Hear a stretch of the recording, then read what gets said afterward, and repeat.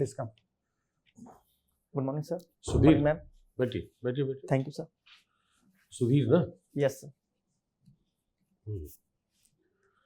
So how are you feeling Sudhir? Good, sir. Medium English रखा है हिंदी रखा है इंटरव्यू में? Interview में हिंदी है, sir. अच्छा इंटरव्यू में हिंदी है, Yes, sir. मेंस इंग्लिश में लिखा था, Yes, sir. क्यों बदला ऐसे? सर क्योंकि बोलने में मैं उतना सहज महसूस नहीं करता हूँ इंग्लिश को, क्योंकि मैंने अपनी पढ़ाई स्टार्टिंग है वो बिहार से की, जहाँ पे हिंदी बोली जाती है, और उसके बाद जो मैंने ग्रेजुएशन किया वो भी IIT कानपुर से था, तो वहाँ के जितने भी स्टाफ्स होते हैं उनसे भी हिंदी में ही बात करनी होती थी। बिहार में लोग अंग्रेजी नहीं बोलते? सर बोलते हैं, बट गांव के लोग उतना ज़्यादा इंग्लिश बोलने में सहज नहीं है, तो बोलने में मैं उतना अच्छा नहीं रहा हूँ इंग्लिश में, तो इसलिए मैंने हिंदी रखा है। अच्छा, राइटिंग में आप कंफर्टेबल है? Yes sir. Good good. ये पहला इंटरव्यू आपका यूपीएससी में या पहले दिया है? सर यूपीएससी में पहला इंटरव्यू है। यूपीएससी में पहला है। When you are working somewhere? Sir working नहीं हूँ, मैं सिलेक्टेड हूँ बीपीएससी में, बट अभी तक मैं ट्रेनिंग ज्वाइन नहीं किया, मैं अभी एक्सटेंशन पीरियड पे हूँ। अच्छा अच्छा अच्छा, एक्सटेंशन लिया आपने इस एग्जाम को लेकर? Yes sir. गुड। शुरुआत करें हम लोग? Yes sir. अभी एक चीज चर्चा में है, right to conversion. Yes sir. धर्मांतरण का अधिकार। Yes sir. वो क्या है और कैसे आप उसको देखते हैं? सर राइट टू कन्वर्जन में ये है कि अगर कोई भी पर्सन एक रिलीजन से दूसरे रिलीजन में कन्वर्ट होना चाहे और फ्रीली कन्वर्ट होना चाहे अपने मन से, तो वो कन्वर्ट हो सकता है। मैं इसमें कोई गलत नहीं देख रहा हूँ, जब तक कि वो कन्वर्जन फोर्सफुल या फिर इंटीमेशन के से ना हो। इसको मूल अधिकार बनाया जाना चाहिए, बहुत सारे लोग ऐसा मानते हैं। नहीं सर, मूल अधिकार नहीं बनाया जाना चाहिए, क्योंकि पहले से हमारे पास राइट टू प्रोफेस, प्रोपैगेट और प्रैक्टिस रिलीजन में है आर्टिकल 25 में कि हम जो भी रिलीजन को चाहे वो चूज कर सकते हैं। वो तो अलग चीज हो गई, right to sir. Freedom of religion. तो right to freedom of religion में राइट टू कन्वर्जन नहीं होना चाहिए? Then what kind of freedom? फिर कैसे धार्मिक स्वतंत्रता होगी? सर उसमें यह है कि अगर कोई, और बहुत सारे हमारे एक्ट भी है जैसे स्पेशल मैरिज एक्ट, तो उससे हम कर सकते हैं, तो मुझे नहीं लगता कि एक एक्स्ट्रा और सा कॉन्स्टिट्यूशनल प्रोविजन लाने की जरूरत है। अच्छा, अगर मान लिया किसी को हमने प्रलोभन देकर कन्वर्ट कराया, यस सर, तो उसके लिए कैसे क्या करेंगे हम? हमारे पास कोई कानून है ऐसा जिसके तहत उसको दंडित कर सकते हैं, या कुछ है ऐसा जानकारी आपको? सॉरी सर, मुझे इसकी जानकारी नहीं है। कोई बात नहीं। पेंशन सेक्टर सुना होगा आपने, यस और पेंशन वाला जो स्कीम चल रहा है वो विवाद भी है। Yes sir. इंडिया की पेंशन सेक्टर में क्या चैलेंजेस हैं? सर एक तो चैलेंजेस का ये है कि बहुत ज़्यादा जो हमारे यहाँ वर्किंग एम्प्लॉय है, तो जिसके कारण जो रेवेन्यू एक्सपेंडिचर है पेंशन के कारण बहुत ज़्यादा इंक्रीज होता है। और दूसरा ये है कि सॉरी सर, अभी मैं कोई बात नहीं। एक अभी आपने एक शब्द लिया, रेवेन्यू एक्सपेंडिचर। यस। तो रेवेन्यू एक्सपेंडिचर राष्ट्र की अर्थव्यवस्था के लिए हानिकारक है या लाभकारी है? सर कंप्लीटली हम ये नहीं बोल सकते कि हानिकारक है या लाभकारी है, क्योंकि रेवेन्यू एक्सपेंडिचर से हमारा जो डिस्पोजेबल इनकम है वो इंक्रीज होता है, तो डिमांड को ये इंक्रीज करता है। लेकिन दूसरी तरफ अगर हम देखें कि अगर हम कैपिटल एक्सपेंडिचर को कम करके और रेवेन्यू एक्सपेंडिचर को बढ़ाते हैं, तो ये इंफ्रास्ट्रक्चर डेवलपमेंट के लिए लॉन्ग टर्म के लिए ये अच्छी बात नहीं है। अभी जो बजट आया उसमें किस तरह के एक्सपेंडिचर पर फोकस है ज्यादा? अभी वाले बजट में कैपिटल एक्सपेंडिचर पर फोकस है, इसे 10% से इंक्रीज किया गया है। और वो कहाँ इन्वेस्ट होगा? सर इंफ्रास्ट्रक्चर प्रोजेक्ट में मेनली अभी बात की गई है कि हम टेक्नोलॉजी में, अच्छे कनेक्टिविटी में हम इन्वेस्ट करेंगे। कैपिटल एक्सपेंडिचर अगर हमने 10% बढ़ाया तो ये राजकोषीय घाटे को कैसे प्रभावित करेगा? बढ़ेगा ना राजकोषीय घाटा फिर? Yes sir. उसके लिए बजट में क्या प्रावधान किया है सरकार ने? सर बजट में जो रेवेन्यू एक्सपेंडिचर है, जैसे सब्सिडी को कम किया जा सकता है। जैसे कि अभी एक स्कीम आई है जिसमें कि प्रधानमंत्री गरीब कल्याण अन्न योजना था और जो नेशनल फूड सिक्योरिटी एक्ट था, दोनों को मर्ज कर दिया गया कि अब फ्री फूड ग्रेन्स दी जाएगी। और दूसरा ये किया गया कि फर्टिलाइजर पे सब्सिडी को कम करने की बात कही गई है, और MG नरेगा में से थोड़े से फंड को कम किया गया, जिससे कि हम कैपिटल एक्सपेंडिचर में इन्वेस्ट कर सकें। भारत जैसे देश में सब्सिडी घटाना भी तो समस्या का कारण है ना? Yes sir.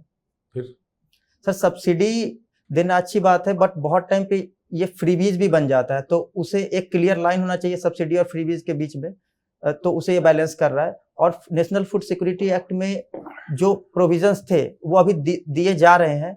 सिर्फ जो एक्स्ट्रा कोविड-19 टाइम का जो प्रोविजन था, जिसमें कि हम नेशनल प्रधानमंत्री गरीब कल्याण योजना में एक्स्ट्रा जो अन्न प्रोवाइड कर रहे थे उसे हटाया गया है।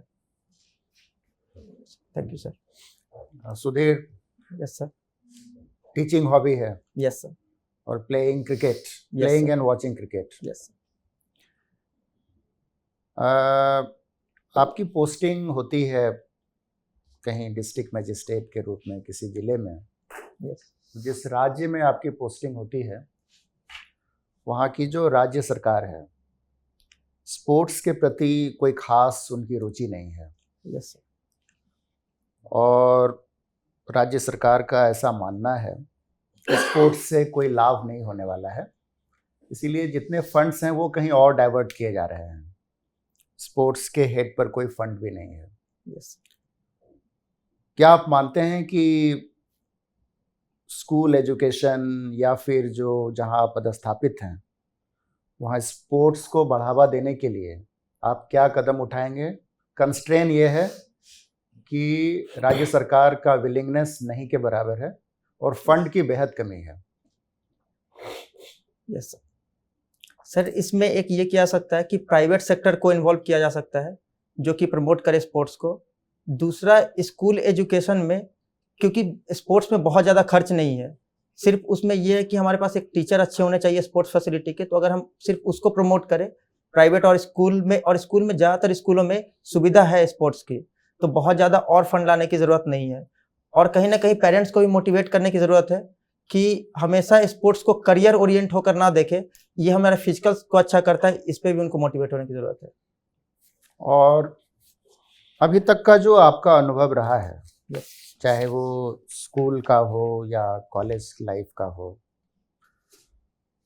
टीचिंग और करिकुलम के स्तर पर आप क्या कमियां देखते हैं जो कि आप सुझाव देना चाहेंगे सरकार को कि कुछ सुधार होने चाहिए? सर ज़्यादातर जो कमियां बहुत सारी गवर्नमेंट स्कूल में देखी जाती है कि जो टीचर्स है उनको नॉन टीचिंग वर्क में भी इन्वॉल्व किया जाता है। दूसरा ये है कि जो टीचर्स हैं वो सेल्फ मोटिवेशन की थोड़ी सी उनकी में कमी है। तीसरा, बहुत ज़्यादा रोट लर्निंग हमारे यहाँ एजुकेशन सिस्टम में होता है, तो मुझे लगता है कि उसके पे थोड़ी सी जैसे फिजिकल एक्टिविटी, स्पोर्ट्स, सिंगिंग, इन सभी में ध्यान देना चाहिए। तो इन तीन चीज़ों को फोकस किया जाना चाहिए। और एक चौथा, जो गांव में जो लोग रहते हैं वहाँ पे करियर काउंसलिंग को भी अगर हम इंक्लूड करें टीचिंग के साथ साथ, क्योंकि बहुत को पता नहीं होता कि हम क्लास 10th के बाद 12th के बाद और क्या हमारे पास करियर अपॉर्चुनिटीज़ हैं, तो एक करियर काउंसलिंग को भी उसमें इंक्लूड किया जाना चाहिए। अच्छा, भारत के संविधान में जो मूल अधिकार हैं वो ज़्यादातर आपका क्या मानना है, इंडिविजुअल राइट्स हैं या कम्युनिटी राइट्स हैं? सर ज़्यादातर इंडिविजुअल राइट्स। इंडिविजुअल राइट्स हैं। यस। और कम्युनिटी राइट्स भी हैं? यस। कौन कौन से हैं? सर आर्टिकल 26, आर्टिकल 29,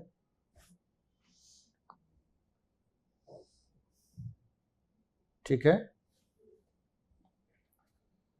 बिल्कुल ठीक है। Yes sir. ठीक है, कोई बात नहीं है, ठीक बोल रहे हो। डायरेक्टिव प्रिंसिपल्स में एक प्रावधान है यस कि 6 साल से कम उम्र के जो बच्चे हैं उनकी शिक्षा को लेकर के अधिकार दिए गए हैं। Yes sir. क्या आपको ये नहीं लगता है कि इसको मूल अधिकार में बदल देना चाहिए? सर इसको मूल अधिकार में बदला जा सकता है, क्योंकि अभी हमारे पास जो न्यू एजुकेशन पॉलिसी आई है उसमें भी 6 साल से छोटे बच्चों को एजुकेशन को प्रमोट करने के लिए बोला गया है। तो मुझे इसमें कोई दिक्कत नहीं लगती कि जो आर्टिकल 21A है उसमें भी अगर इसको इंक्लूड कर दिया जाए तो मुझे कोई प्रॉब्लम तो नज़र नहीं आती सर। अच्छा, अभी तक संविधान किस तरह से काम किया है? अगर कोई आपको सुझाव देना हो कि भारत के संविधान में गिन करके 2-3 चीज़ों को और जोड़ना चाहिए जिससे कि और बेहतर हो जाएगा, तो क्या होगा? आपका सुझाव क्या क्या होगा? सर इसमें पहला मेरा सुझाव ये होगा कि जो लोकल गवर्नमेंट है उनके जो फंक्शंस है वो एक पार्ट 4 ऐड किया जाए।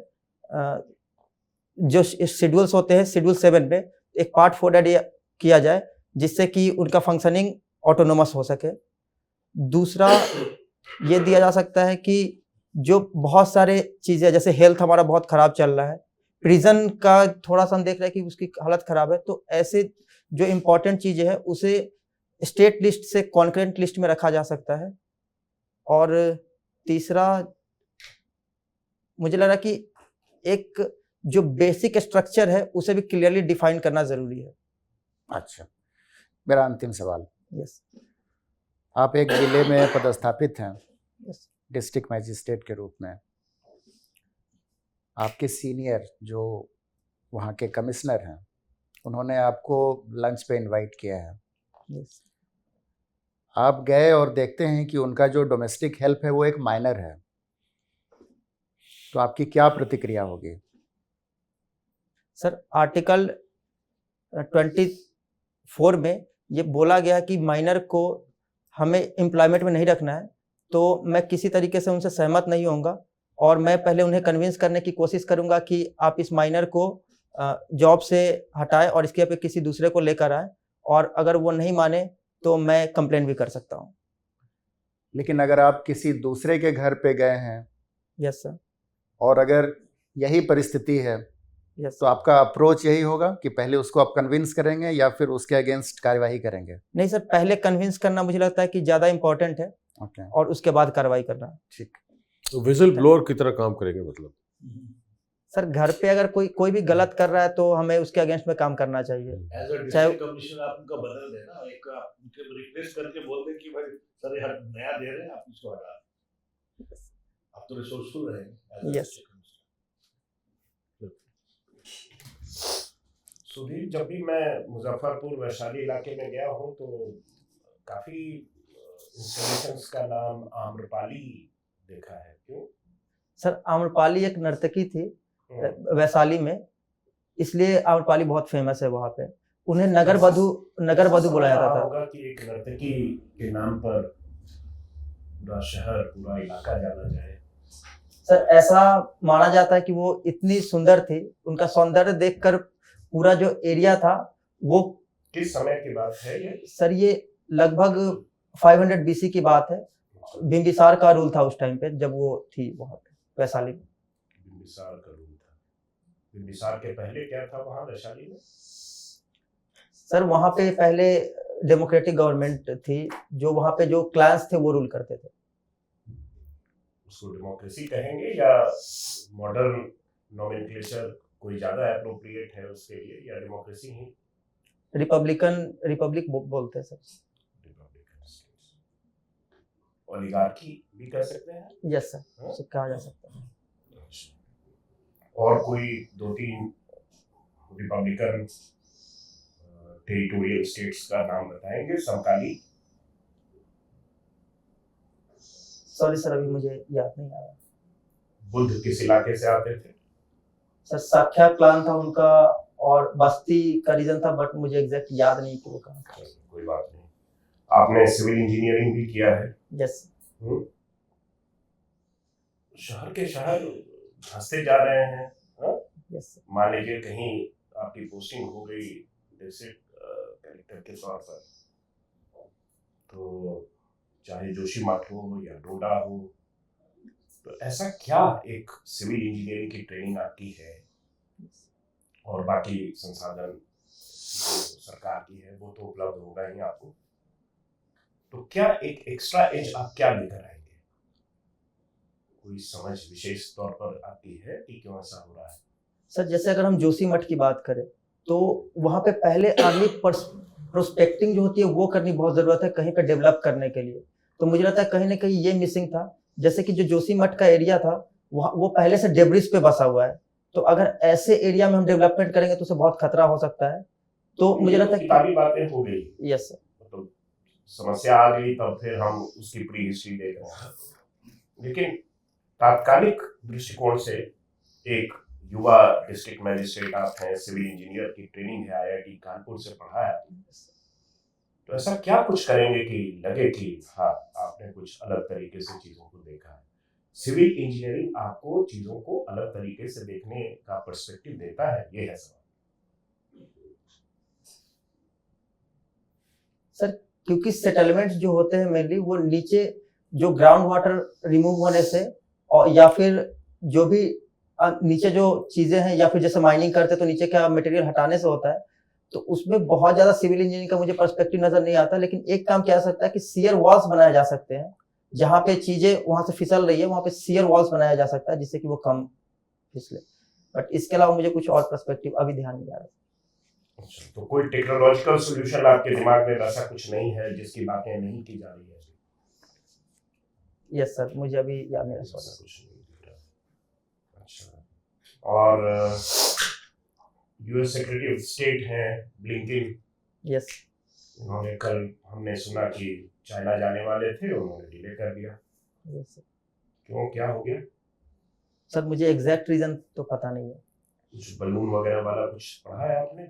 Sorry sir. Balloon American city के ऊपर घूम रहा है।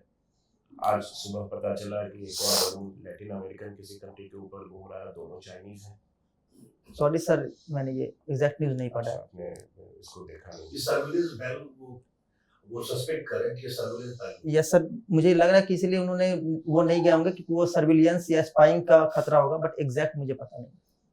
तो आपको लगता है, चूंकि आपका टेक्निकल बैकग्राउंड रहा है इसलिए ये सवाल मैं पूछ रहा हूँ, कि इस तरह का एलिगेशन लगाना सही है कि जब आपके पास इतनी अच्छे रिजोल्यूशन के कैमरे हैं सैटेलाइट के ऊपर, जो लोग कहते हैं कि आपके शूलेस कितने हैं वो भी पता चल जाएगा उस हाई रिजोल्यूशन कैमरे के साथ, तब ये बलून लगाकर क्या भला हो सकता है? सर एक तो उन्हें एक रीजन चाहिए जिससे कि, क्योंकि पहले से ही इनका जो अफेयर है दोनों डिस्ट्रेस में है, जैसे कि दोनों में इकोनॉमिक राइवलरी बहुत ज्यादा है और बाइपोलर वर्ल्ड की तरफ दोनों शिफ्ट कर रहे हैं। तो एक रीजन हो सकता है कि उन्होंने बलून को बनाकर और हॉस्टिलिटी शो करने की कोशिश की होगी और इसलिए वो नहीं गए होंगे। बट ऐसे मुझे नहीं लगता कि एक बलून से और यूएस जैसी कंट्री उसको पता ना कर पाए कि ये क्या है। ठीक, थैंक यू।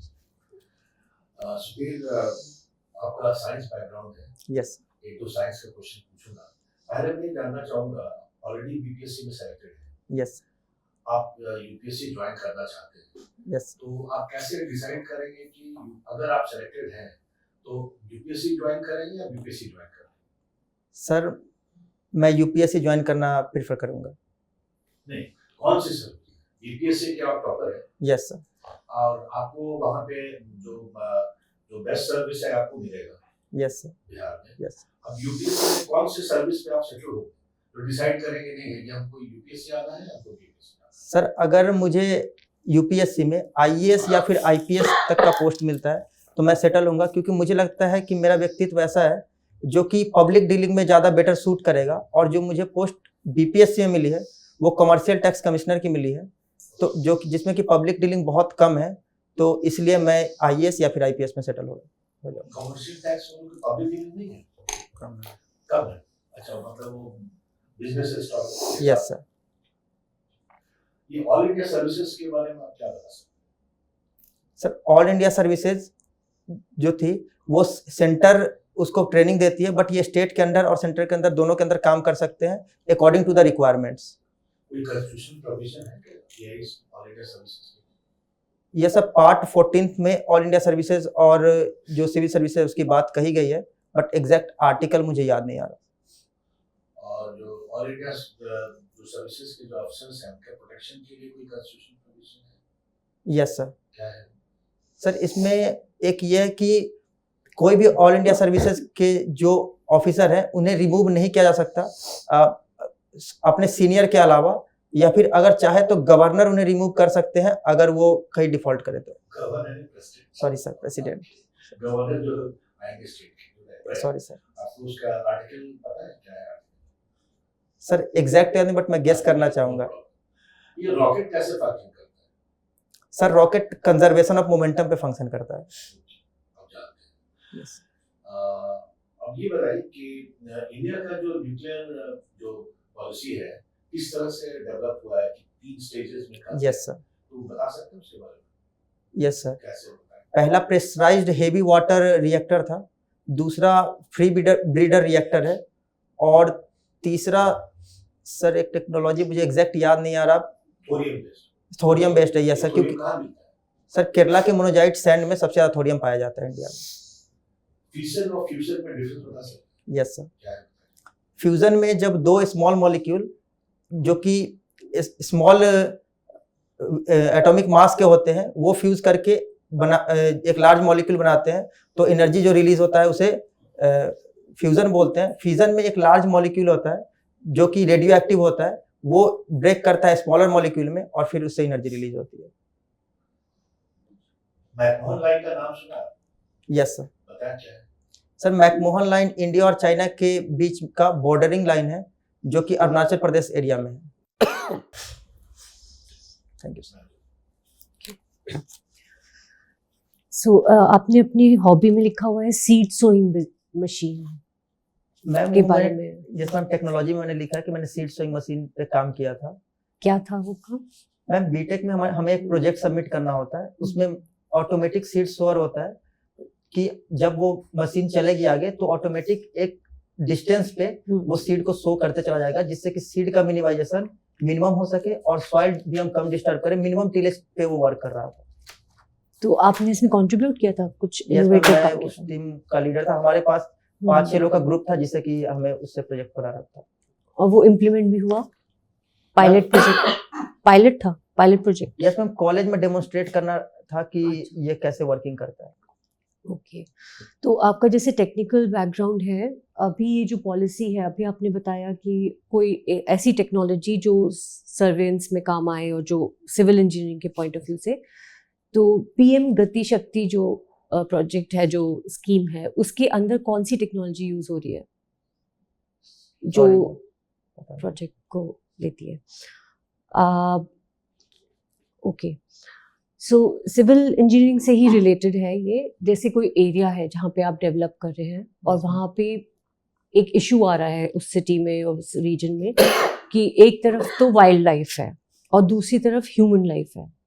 तो वाइल्ड लाइफ एक्चुअली डेंजर है ह्यूमन सिविलाइजेशन की उस एरिया में, उस रीजन में। तो आप किस लाइफ को ज़्यादा वैल्यू करोगे? क्योंकि आप ये दोनों में कॉन्फ्लिक्ट है और किसी तरह सेटल करना है, उनको दोनों को कोएग्जिस्ट करना है, बट हो नहीं पा रहे हैं, तो किसको प्रायोरिटी देंगे? मैम दोनों लाइफ इक्वली इम्पोर्टेंट है, तो मैं इसमें कोई प्रायोरिटाइज नहीं करना चाहूंगा। तो कैसे सोल्यूशन कैसे निकालेंगे? मैम इसके लिए एडिक्वेट पासेज हमें अलाउ करने पड़ेंगे कि एनिमल अगर कहीं पे जो फॉरेस्ट एरिया है तो अगर वो जा रहे हैं तो एक एडिक्वेट पासेज उनके पास होना चाहिए। बहुत जगह पे डाइवर्जन का यूज किया जा सकता है, जिससे कि अगर वो बहुत ज्यादा पॉपुलेटेड एरिया में जा रहे हैं तो उन एनिमल को डाइवर्ट किया जाए। तो इन तरीकों से हम एनिमल और ह्यूमन कॉन्फ्लिक्ट को कम कर सकते हैं। एनिमल अनकंट्रोलेबल हैं, उधर ह्यूमन सिविलाइजेशन को डिस्प्लेसमेंट की बात करेंगे आप? Ma'am displacement as a last resort रखा जा सकता है, जबकि सारे जो टेक्निक्स है वो फेल हो जाए, क्योंकि डिस्प्लेसमेंट करने में भी हमें बहुत कुछ देखना पड़ेगा कि एरिया अवेलेबल क्या है, सोशल जो लॉस होता है डिस्प्लेसमेंट। तो डिस्प्लेसमेंट वाइल्ड लाइफ का बेटर रहेगा कि ह्यूमन लाइफ? हम डिस्प्लेसमेंट में मुझे लगता है ह्यूमन का ज्यादा बेटर है, ह्यूमन को डिस्प्लेस किया जा सकता है। वो बेटर है यस वाइल्ड लाइफ से? यस क्योंकि उनके पास इमोशन नहीं है? नो मैम, क्योंकि ह्यूमन इजी एडजस्ट कर सकते हैं, तो मुझे लगता है कि उन्हें डिस्प्लेस करना ज्यादा बेटर है। ठीक है, ट्राइबल एरिया है एक, उसमें आप ट्राइबल का जो स्टेटस होता है, आप सेंसस कर रहे हैं, उसको उसका डेटा ले रहे हैं। सपोज गवर्नमेंट कहती है कि इनको किसी रिलीजन में डालो और चॉइस नहीं देती है, करेक्ट है कि नहीं, रॉन्ग है? क्या आप क्या इस चीज में व्यू करेंगे? मैम किसी भी रिलीजन में ट्राइबल को डालना मुझे सही नहीं लगता, क्योंकि वो उनका खुद का सेल्फ आइडेंटिटी उससे हर्ट हो सकता है। तो मुझे नहीं लगता कि किसी रिलीजन वॉलंटरी कोई करना चाहे तो, अगर कोई वॉलंटरी आना चाहे तो उसे डाला जा सकता है। क्राउडिंग आउट के बारे में जानते हैं? यस मैम, क्या होती है? जब फिजिकल कंडीशन या फिर मॉनेटरी पॉलिसी खराब होती है तो इंडस्ट्रीज उस एरिया में नहीं आना चाहती, उसे क्राउडिंग आउट इफेक्ट बोलते हैं इकोनॉमिक्स में। नहीं, क्या क्राउडिंग आउट कैसे होती है? अगर जैसे कि कम इंफ्रास्ट्रक्चर हो, कहीं पे गवर्नेंस बहुत स्टेबल ना हो, तो कोई भी इन्वेस्टर उस रीजन में नहीं आना चाहेगा, क्योंकि उन्हें लॉस होने के चांसेस ज्यादा है, तो उसे क्राउडिंग आउट इफेक्ट बोलते हैं। थोड़ा सा उस पर आप और ध्यान दीजिएगा। Okay ma'am. क्राउडिंग आउट का मतलब है प्राइवेट इन्वेस्टमेंट बढ़ना की घटना? घटना। ओके, एक बार और थोड़ा सा पढ़िएगा इसको डिटेल में, प्राउड Okay. नोट को। अच्छा, एक चीज़ बताइए भी, आप सर के क्वेश्चन पर जवाब दे रहे थे, अर्बन लोकल बॉडीज़ या लोकल बॉडीज़ के संविधान में कुछ स्पेसिफाई करने के। यस अर्बन लोकल बॉडीज़ की 3 चुनौतियाँ क्या है मुख्य? सर, सबसे पहला उनके पास फंड का बहुत कंस्ट्रेंट है, दूसरा उनके पास ऑटोनॉमी नहीं है, और तीसरा जो फंक्शनलिटी जो स्पेशलाइज्ड होने चाहिए वो भी उनकी वीकनेस है। हमने तो शेड्यूल्स में तो अलग रख रखा है ना उसको, सॉरी सर। हमने संविधान में अनुसूचियां तो रखी है ना, Private पंचायतों के लिए और investment। Yes, नगर sir. पालिकाओं के लिए, यस सर। उसमें तो सब्जेक्ट्स हैं ही, प्राइवेट तो फिर Yes, sir. ऑटोनॉमी की क्या प्रॉब्लम है उसमें? सर, क्योंकि ये हर एक स्टेट पे डिपेंडेंट है, जो हमारे प्रोविजन है कॉन्स्टिट्यूशन में स्टेट डिपेंडेंट है, तो रेगुलर इलेक्शंस भी बहुत स्टेट्स में नहीं होते हैं, जैसे कि तमिलनाडु में 13 साल से इलेक्शंस नहीं हो रहे हैं, तो इसके कारण भी एक प्रॉब्लम है। और जो हम पैरेलल बॉडीज क्रिएट करते हैं, जैसे कि अर्बन लोकल बॉडीज को बीडीओ, आईएएस, इन सब से भी बहुत सारे परमिशंस लेने पड़ते हैं पासेज ऑफ बिल के लिए, तो इन सब के बिहार कारण में क्या स्थिति है अर्बन लोकल बॉडीज की? सर, बिहार में जो इलेक्शंस तो रेगुलर टाइम पे हो रहे हैं, बट फिर भी मुझे नहीं लगता कि बिहार में अर्बन लोकल बॉडीज की स्थिति बहुत अच्छी है। हर एक स्टेट की लगभग खराब है, अगर कुछ जगहों पे छोड़ दिया जाए तो। जैसे दिल्ली का अर्बन लोकल बॉडीज अच्छा है, मुंबई की ठीक है, बट बिहार की बहुत अच्छी नहीं है। बिहार की या शहर की अर्बन लोकल बॉडीज में? ये सब बिहार के बार-बार शहरों क्यों की, बोल रहे हैं? बिहार शहर की। विशेष की होगी ना। ये मूल्यांकन करने का आपका यार्डस्टिक क्या है? Sorry sir. ये मूल्यांकन करने का कि जैसे दिल्ली का अच्छा है, बिहार का बहुत अच्छा नहीं है, महाराष्ट्र का अच्छा है, ये मापदंड क्या है? सर, इसके लिए जो इंफ्रास्ट्रक्चर अवेलेबल है, जो ईज ऑफ लिविंग है, और गवर्नेंस की स्टेबिलिटी, इन तीनों को देख कर मैंने मापदंड किया। क्या कोई डेटा है या आपका अपना परसेप्शन है? Sir, ease of living index में जो बिहार के सिटीज आते हैं वो बहुत नीचे आते हैं। पॉल्यूशन में, एरोसोल पॉल्यूशन में भी जो रिकॉर्ड है उसमें बिहार बहुत नीचे है। इसके तो दूसरे कारण हो सकते हैं, लेकिन ये सवाल है यस लोकल बॉडीज को मापने का, इवैल्यूएट करने का। Sir, NITI Aayog ease of living index release करती है, उसमें बिहार के स्टेट्स बहुत नीचे हैं सर। मेरा सवाल ये है कि ease of living index yes sir. को फैक्टर इन करने के लिए क्या लोकल बॉडीज को वो एक यार्डस्टिक के रूप में रखा गया है? सॉरी सर, ये ठीक है Sudhir, thank you. Thank you.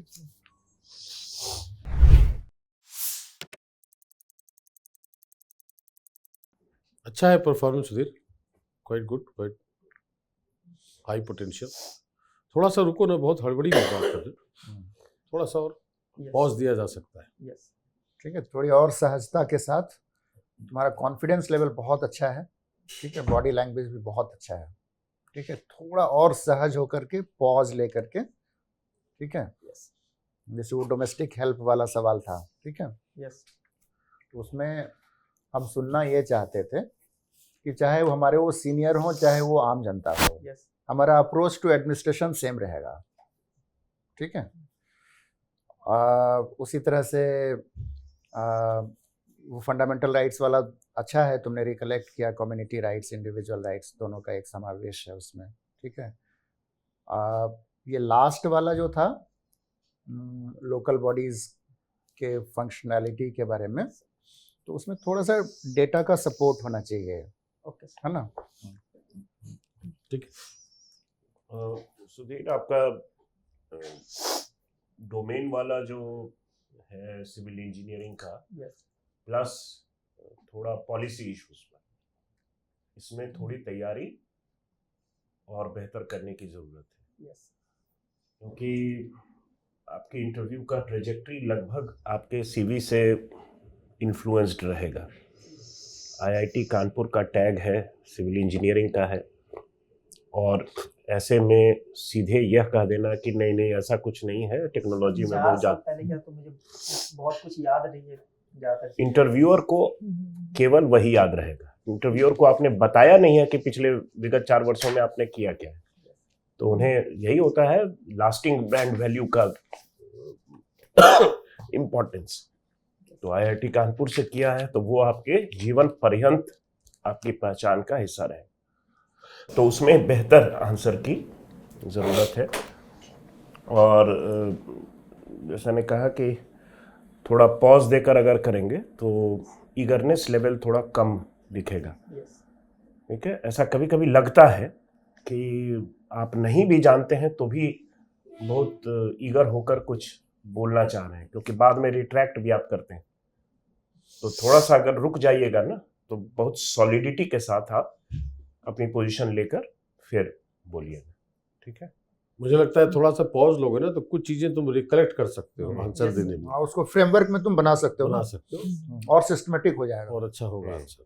और आप ऑलरेडी सेलेक्टेड हैं Yes. और ऑल इंडिया सर्विसेज के लिए जा रहे हैं, तो थोड़ा ऑल इंडिया सर्विसेज को जो कॉन्स्टिट्यूशनल प्रोविजन है उसको क्लियरली देख लें, उसमें मतलब कॉन्फिडेंटली आपको बताना पड़ेगा। Yes, सर आर्टिकल्स याद नहीं थे बट जो भी है देख लें, छोटी सी चीज है। 300 से लेकर 315 वाला तो देख ही लो कम से कम, यस है ना। डॉक्ट्रिन ऑफ प्लेजर से लेकर उधर और कॉन्स्टिट्यूशनल मेरा एडवाइस है सेफगार्ड्स। कि आप बेयर जो है बेयर ना रखें, हटवा दो। जी Yes. क्लीन शेव जाए। बेसिक ह्यूमन क्वेश्चन है जैसे वाइल्ड लाइफ और इसको शिफ्ट करना ह्यूमन लाइफ को, तो इसमें जनरली जो होता है, जो एक एनवायरनमेंट इकोनॉमिक्स का तरीका है वो सोशल कॉस्ट बेनिफिट एनालिसिस है।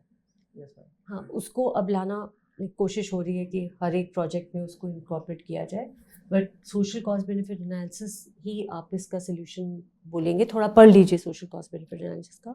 और दूसरा है क्राउडिंग आउट। जब गवर्नमेंट एक्सपेंडिचर बढ़ाती है तो प्राइवेट कम हो जाता है, आउट हो जाता है इन्वेस्टमेंट्स। हेयर थोड़ा हेयर को प्रॉपर ऑयली लगा दो, मतलब ड्राई जो लग रहा है। सर उस टाइम पे यूज करना मुझे हाँ, उसमें इन्फेक्शन है, इसलिए मैंने मैं उसी समय की उसी समय तेल यूज करना अलाउड नहीं। बाकी फिटनेस में मतलब अच्छा है, ठीक है, Fitness तुम्हारा करना है। कॉन्फिडेंस बहुत Yes. अच्छा है। बहुत अच्छा है, सर पिछली बार मैंने दिया था तो उससे कुछ उससे बहुत अच्छा है, ठीक उससे बहुत अच्छा है। सर स्लो बोलने में मैं काम कर रहा हूँ, बहुत किया बट अभी थोड़ा सा करो, थोड़ा सा कर लोगे तो Yes, उसका sir, बहुत बस के बारे एडवांस में। आंसर तुम्हारे बहुत और इम्फेटिक हो जाएंगे। स्लो नहीं बोला, रुक कर बोलना है, थोड़ा और पॉज सहज- देकर तब। सहज हो गया। हाँ, मतलब आप आंसर जानते हुए भी हाँ। उनको नहीं लगना चाहिए कि आप एकदम मतलब टेप रिकॉर्डर की तरह स्विच ऑन स्विच ऑफ हो। यस ठीक है ना, चलो all the thank you best. Sir. All the best. All the best.